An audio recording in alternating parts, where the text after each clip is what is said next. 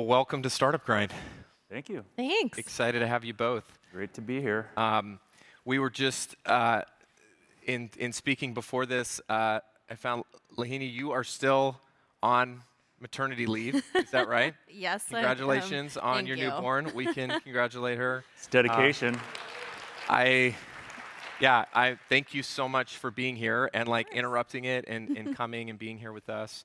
We're so grateful to have you. I wanted to speak first about democratizing innovation, which is something that, as I have worked closer with you all, we've been hearing more about. Jeff, tell us, what does that mean? Yeah, I mean, I think, so my background, having been an entrepreneur in Silicon Valley for, 20 some years, and feeling like incredibly blessed at the opportunities that I've had, having gone to a great college and having sort of a network when I got out here and meeting great investors, have realized how lucky I've been to be able to do that. And as I've gotten older in my career and just older in general, figuring out ways to sort of give back. So about 2 years ago, when I was approached about this opportunity at Microsoft to sort of lead the Microsoft for Startups team, I was not particularly interested, to be honest. I was go work at Microsoft. That's a company that's kind of irrelevant in the Silicon Valley world right now. But then when I went up and met people, I really liked it. And are you going to be able to continue to work at Microsoft after saying I've said this in meetings and things like that. I think I always am right on the line of the getting fired. But anyways, not really a funny joke. So one of the first, my first call, right, whenever I would take on a new project is to Lahini, right? And I said, Lahini, she was at a company at the time, and I was like, hey, I'm thinking about taking this job at Microsoft, and I think one of the things that could be great is that we could really help founders, and really change a lot of the way that the startup world is. Is this a job that you think you'd be interested in? Because I want to know if I can recruit someone of her caliber to work with me on something. And she said, yeah, I think it's something I'd be interested in. And she got excited about it, and then I don't know, you can tell a little bit about what got you excited about it. Yeah, I think that, so I have a background in product management. I've been at startups for a majority of my career, building products and running product teams. And when you look at this problem of how do we help startups and how do we as Microsoft think about helping startups, it's a really big problem, and it's a really hairy problem, and you don't immediately think about product solving it. And so it's really cool to be able to kind of take all of that product management background and customer discovery frameworks and kind of apply it to this problem. So that's what got me really excited about this opportunity. And I think to your question, really, ultimately, as we started doing discovery on sort of the whole concept of cloud credit programs, we realized that inherently it's weird the way that cloud credit programs are handed out. Essentially, if you're part of Y Combinator and you are have Silicon Valley Bank as your partner, and you have, another partner that has a deal with another cloud, you can actually stack all these offers, and you can get, hundreds of thousands of cloud credits. But you're probably the person that needs those cloud credits the least, right? You have all these great relationships already, so you're starting on first base, you're stealing second base, you're on, it's not right? So one of the things that we've been focused very much on is, how do we create a program that is truly even in terms of the opportunity it affords people from a credit perspective? And so, I don't know, you can explain a little bit about how we do credits differently, but and even just access to technology. We'll talk about credits a lot, but that's really just the tip of the iceberg and what we want to try to do with Founders Hub. Yep. So, you should tell. Well, I wanted to first, if I could, just, both of you have this incredible startup experience, and Lahini, I wonder if I could just ask you first about, at a startup, you have 1,000 things to do. Mm-hmm. You're up all night, worrying about all these different, hundreds of different problems or dozens of different problems. How do you, as somebody trying to product manage a product or a process, how do you think about focus? And really picking the most important things when you have limited resources in a small company? Totally. I think that's where it's an art, not a science, right? The whole prioritization and how you prioritize what you're building and when and for who. And I would say, especially for startups, you have to really focus, right? Whether that's focusing on a specific audience segment or focusing on a specific use case, you have to do it and do it really well and build it really well. And so sometimes it just helps to just cut scope and do one thing really well, nail it, and then move on to the next versus what I see is what we call peanut buttering, just doing everything surface level and then not doing anything really well, and then that ultimately kind of leads to nothing really panning out and doing really well. So I would say focus and nail it and then move on to the And next. scale it. Jeff, okay, so doing all of these different startups, like as you look back, and the things that like you worried deeply about, what seemed like big problems in the moment.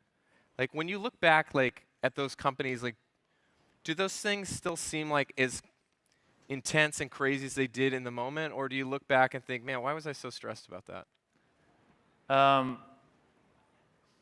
I guess both. I mean, like the reality is like when you start a company,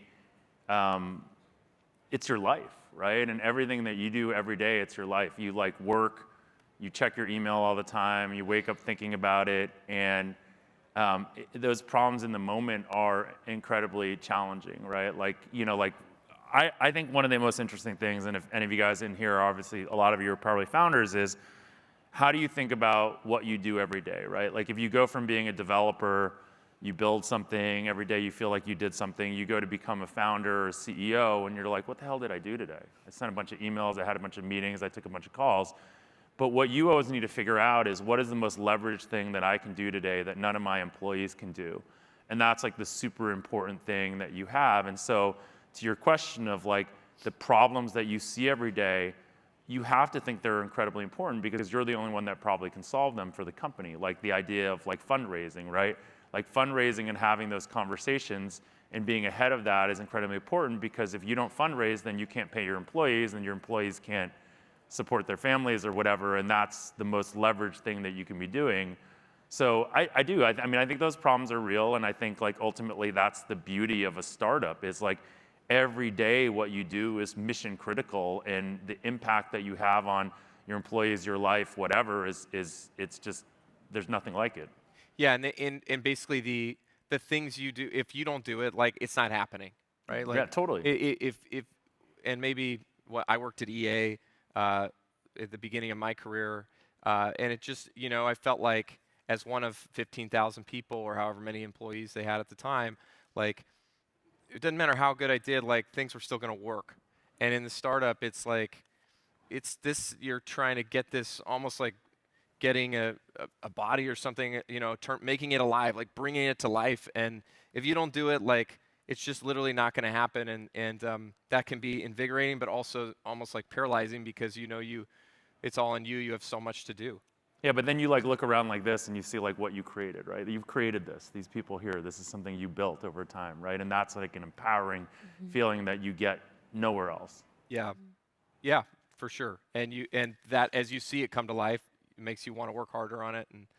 And do you, when you look back at your startups, do you wish, like now with the perspective of time, like do you wish you'd work harder?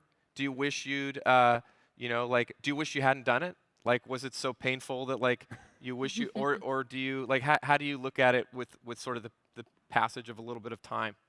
Yeah, it's a good question. I mean, I think being an entrepreneur is something that, sounds super glamorous, right? It seems like a really great idea.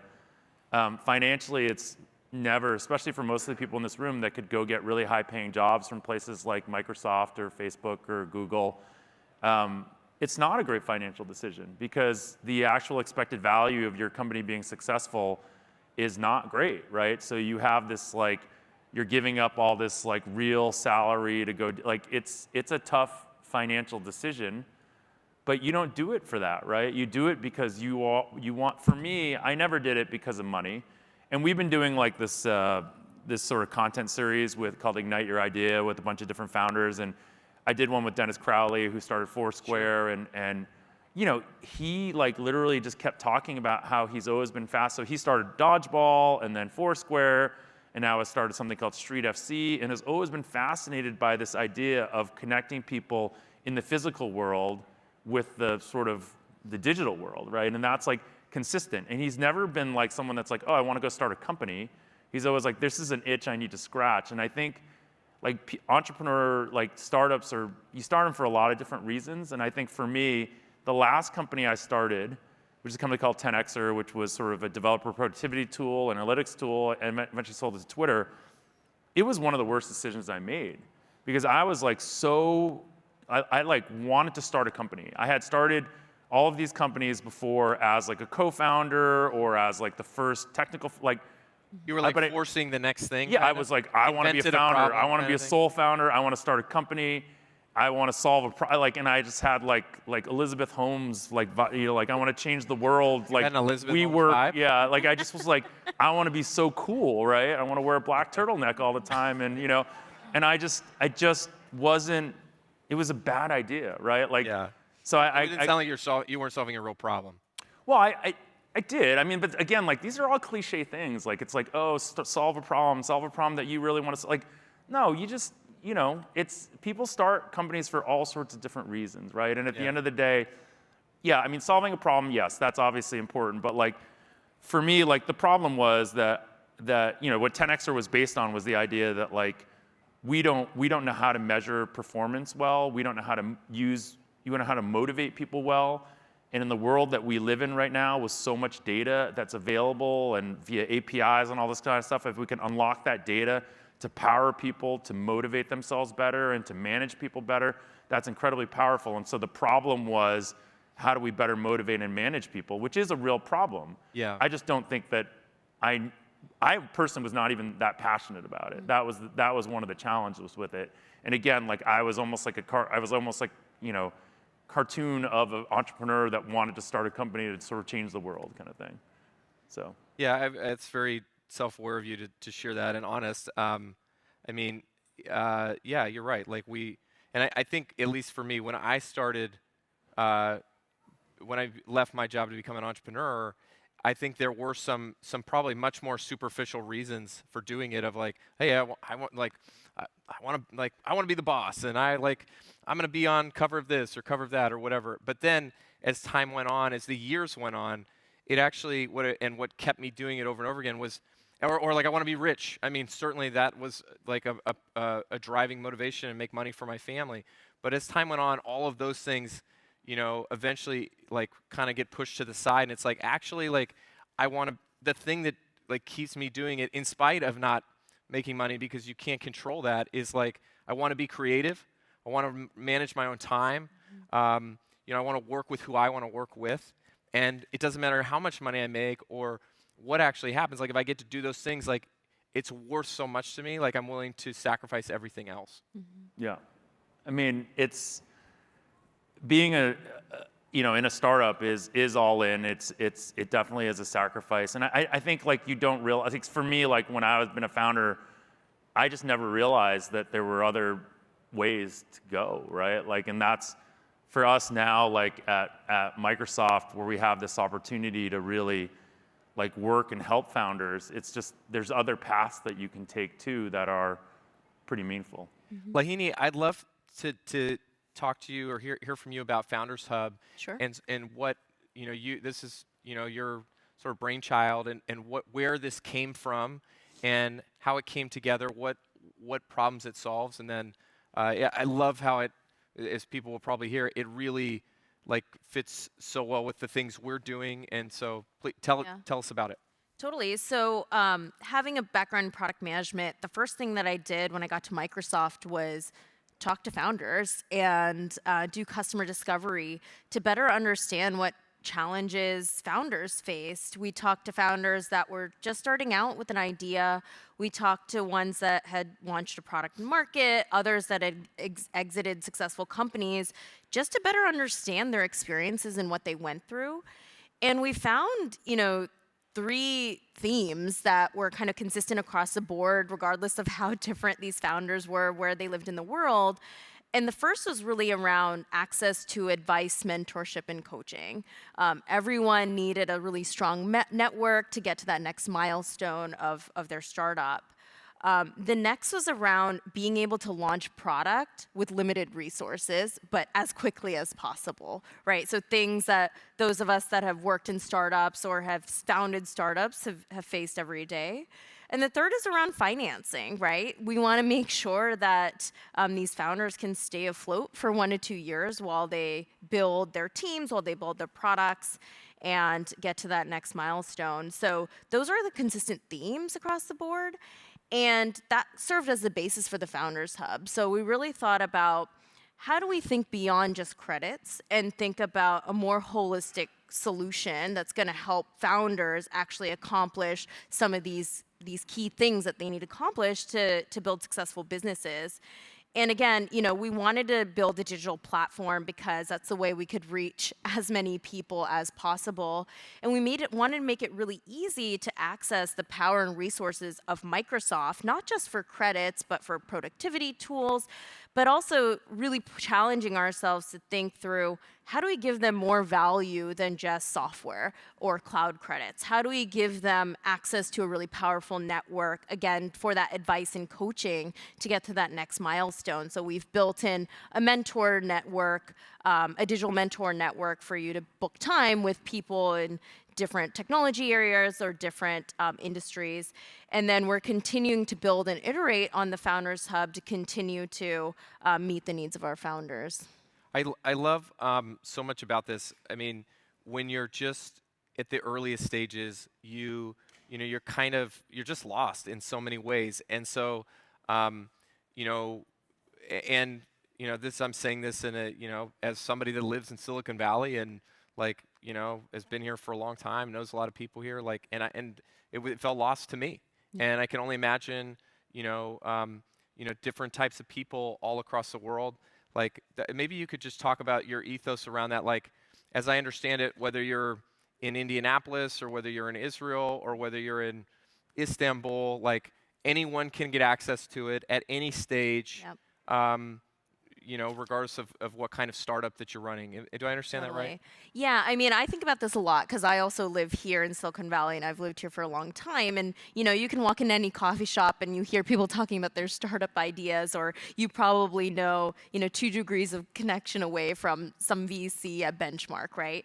But that's not fair, right? People shouldn't have to live here to be able to access all of these great resources. And especially with COVID, we thought about this a lot, right? People moved away from Silicon Valley, people couldn't see each other, and yet people began starting companies at crazy rates. And so we really believe that we want to let anybody that has an idea get access to Microsoft and Microsoft resources to, again, get to that next step.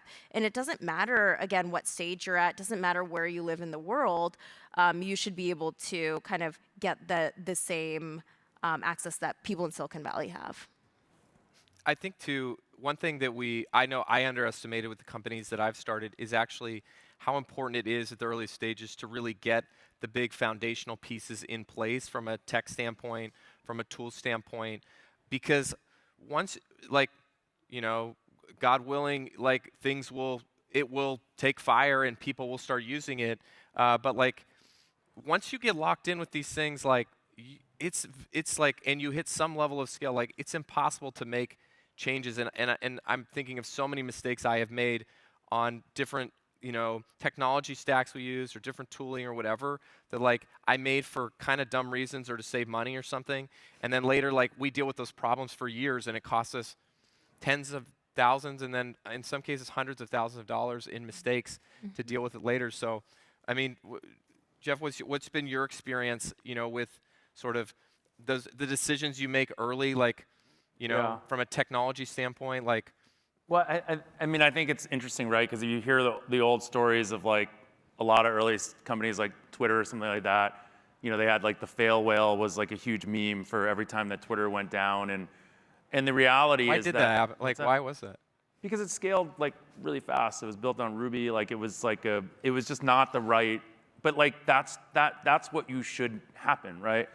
you honestly like don't want to build you don't want to over architect something, because as a startup you're really trying to build things quickly, and if that happens, like people think, oh my god, that's the worst thing that could. It's not actually. Like that's kind of what you want, because you grew faster than you realized you were growing, and people don't realize the mistake of like building too much. Like there are stories that Lahini and I have experienced in our lives where things have been over-architected, they've been too slow in how we've been able to build things, and therefore like it's a failure of the other direction, meaning like it could scale infinitely, but you know what? Like the business was not gonna scale that fast. So we over-architected something and weren't able to like iterate and build something quick enough, right? And so, I mean, I think you make these decisions. I think you have to make them quickly. I think you're gonna make mistakes, and I think you have to be okay with that. I think you want to build things that you can test quickly and iterate. Like Lahini is constantly, even in this work that we do in Founders Hub, is like, I'm like, hey, we should add this to Founders Hub, and she's like, prove to me it works first. You know, I'm technically her boss, and she just says, prove to me it works first. And I'm like, okay, well, yeah. So, you know, like that idea of, you know, like iterating, proving things work before worrying about scaling. Like, I think, you know, Microsoft, I joke about, I love working there. I think it's a wonderful company. The culture is amazing. But this scale like of Microsoft is insane, right? Yeah. And so everything there, when you think about the decisions you make, are based on like the scale that Microsoft will have. Now, at what we're doing with Founders Hub doesn't have close to that scale yet, but yet a lot of people that look at us externally at Microsoft want us to worry about that scale also. So it's kind of like, it's interesting, but it's also like a challenge, and it's also like kind of fun to think about like the scale that we could get to, because ultimately we do want to get there, right? That's why we're there. We're there because we want to ultimately change the startup ecosystem in a great way and have Microsoft be the key technology partner that does that. Lahini, what have you seen from more underdeveloped countries or regions around the world? What have you seen in terms of startups applying or participating, or any of the data or things that you saw in them that has helped inform you? I mean, so we launched our product in public preview back in October, and then general availability last month. And kind of over the last few months, we've gotten about 12,000 startups from around the world starting to engage with our products. Yes, some are based in the US, but others are based in India and Israel and Australia, kind of everywhere around the world. I think we have representation from almost every country. And 80% of those companies are pre-product, meaning they don't have their MVP in market yet. So I think it just shows that there's a huge appetite and a need to get started really quickly and not really worry about money for cloud credits or productivity software at those beginning stages.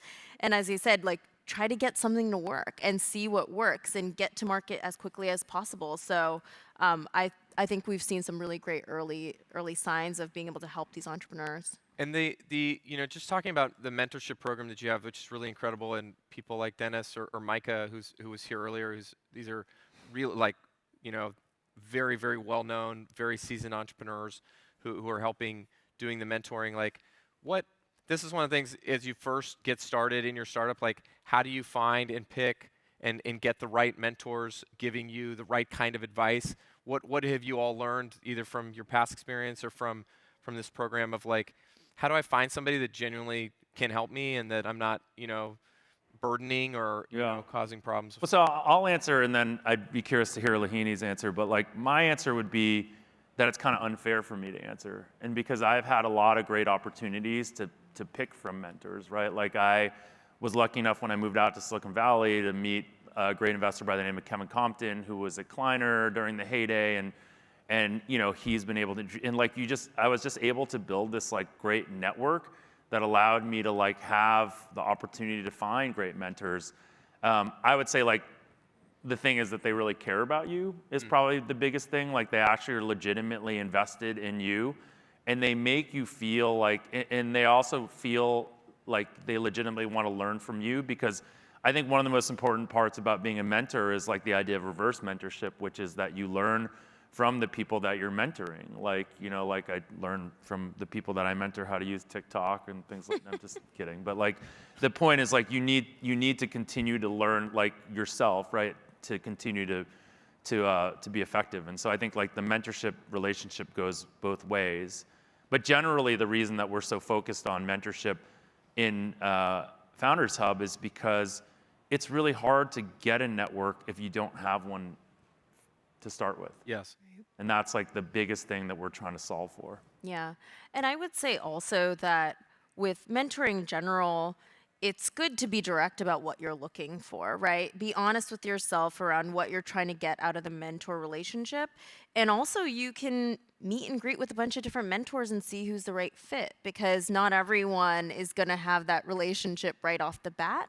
So I think it's important to kind of shop around and see, you know, who you mesh with, and then build that long-term relationship of trust.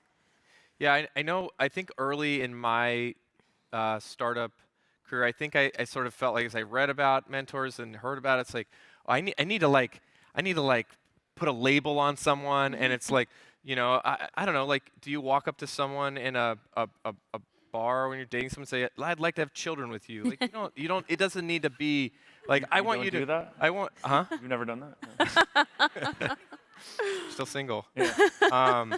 So, like, you don't need to like have this huge, long, like deep relationship. Like, just find somebody you're compatible with that will genuinely that genuinely will help you. And I think even if there's somebody that's really busy, like, just send them. Just say, hey, if I have a really hard problem, can I just send it to you to just get your advice? Like, if you have 5 minutes, and you know, we've had this investor named Vinod Khosla who's spoken at Startbrain many times. I've never asked him to be my mentor, but a few years ago I had a really, really hard problem, and I sent him a very simple, clearly written email that said, can you help me solve this problem? And the next day he called me and like gave me 10 minutes on his Uber ride somewhere, you know, and it like, I mean, here I am talking about it years later, like it had this huge impact on me, but like, I didn't need to call my mentor. I didn't need to sign him up for office hours with me every month. Like, Yeah.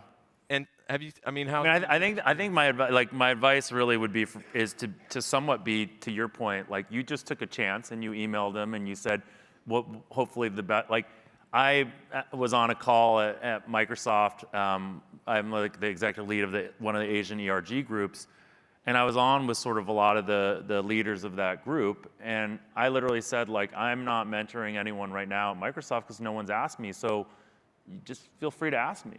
And only one of the people, well, maybe One person followed up. Yeah, maybe it says more about me than them, but like the one person did follow up, and she was awesome. She was like, hey, I would love for you to, and I'm like, let's just start spending time together every week. Every month we do a call where we talk about it, and we're developing this mentorship relationship.